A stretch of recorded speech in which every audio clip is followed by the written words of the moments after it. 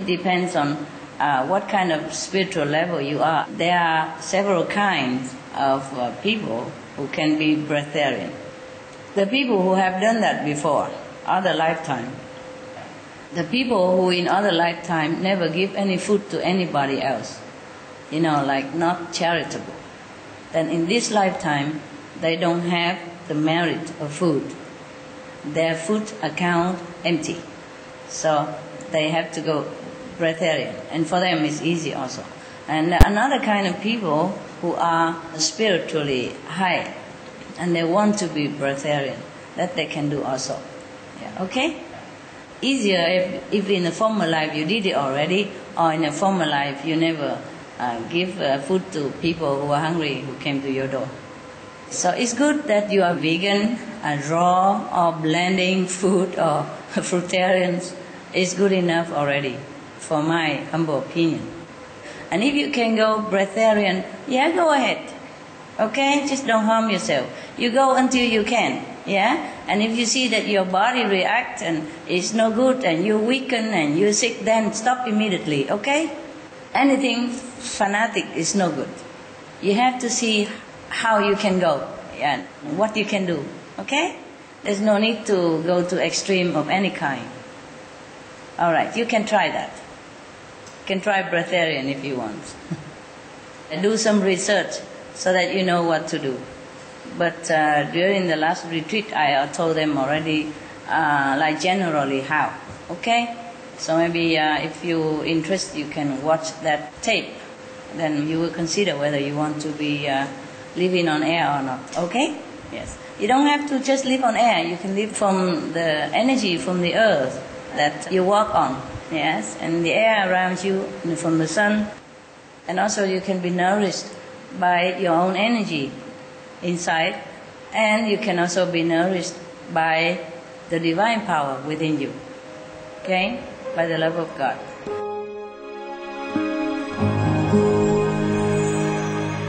Vegetarianism and religion.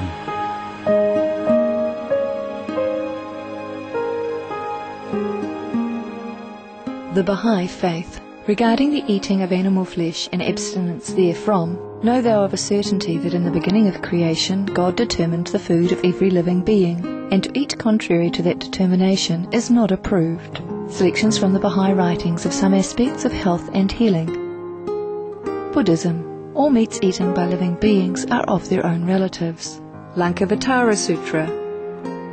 Cao Dai, the most important thing is to stop killing, because animals also have souls and understand like humans. If we kill and eat them, then we owe them a blood debt. Teachings of the Saints. Christianity. Meats for the belly, and the belly for meats, but God shall destroy both it and them. Holy Bible. And while the flesh was yet between their teeth, ere it was chewed, the wrath of the Lord was kindled against the people, and the Lord smote the people with a very great plague. Holy Bible. Confucianism. All men have a mind which cannot bear to see the sufferings of others. The superior man, having seen the animals alive, cannot bear to see them die. Having heard their dying cries, he cannot bear to eat their flesh. Mencius. Essenes. I am come to end for sacrifices and feasts of blood, and if ye cease not offering and eating of flesh and blood, the wrath of God shall not cease from you. Gospel of the Holy 12. Hinduism. Since you cannot bring killed animals back to life, you are responsible for killing them. Therefore you are going to hell. There is no way for your deliverance. Adilila. He who desires to augment his own flesh by eating the flesh of other creatures lives in misery in whatever species he may take his birth. Mahabharata anew. Islam. Allah will not give mercy to anyone except those who give mercy to other creatures. Hadith. Do not allow your stomachs to become graveyards of animals. Hadith. Jainism. A true monk should not accept such food and drink as has been especially prepared for him involving the slaughter of living beings. Sutra Kritanga. Judaism. And whatsoever man there be of the house of Israel, or of the strangers that sojourn among you, that eateth any manner of blood, I will even set my face against that soul that eateth blood, and will cut him off from among his people. Holy Bible. Blood meaning flesh.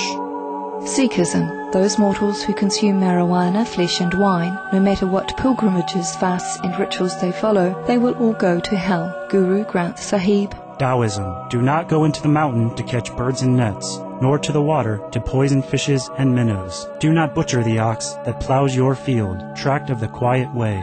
Tibetan Buddhism, the offering to the deities of meat obtained by killing animate beings is like offering a mother the flesh of her own child, and this is a grievous failure, the supreme path of discipleship. Zoroastrianism, those plants I, Ahura Mazda, or God, rain down upon the earth to bring food to the faithful and fodder to the beneficent cow. Avesta. Everybody knows that vegetarian diet is good for health and to save the planet. They will be awakening their own great, compassionate, loving self-nature, and then their level of consciousness will rise up automatically, and they will understand more than they ever did, and they'll be closer to heaven than what they are right now. Dear Master. Hello. I'm so happy.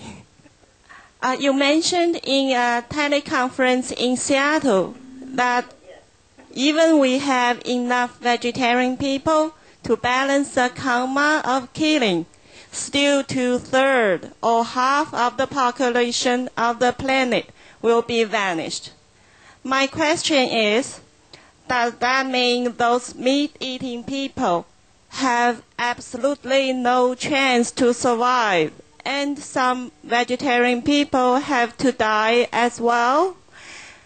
Who will survive besides the disciples, since not all our family members and loved ones are initiated and won't be initiated in near future?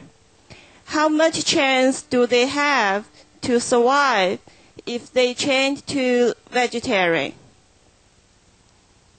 Thank you, Master. Well, I never say that 2/3 or half of the people will vanish if we have enough vegetarian to balance the karma of killing.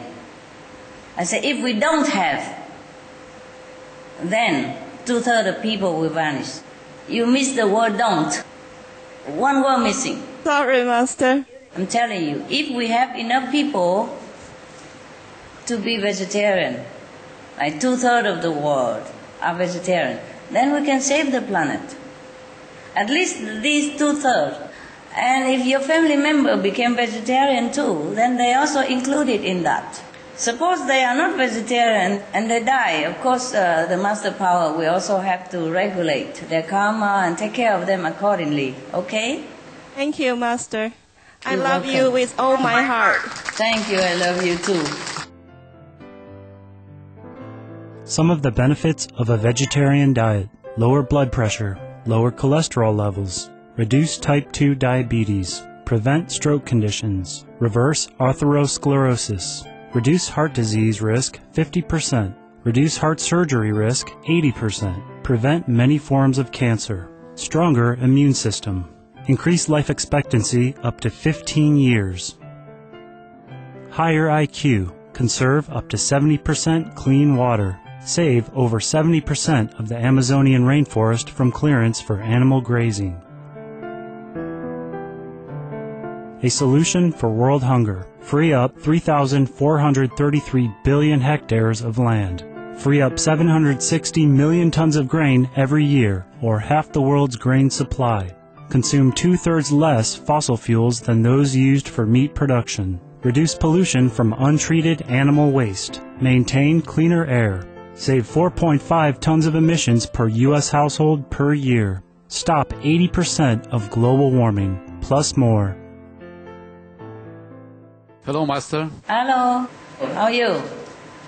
I'm great, Master. Thank you. Master, we are talking often about human race and galaxy.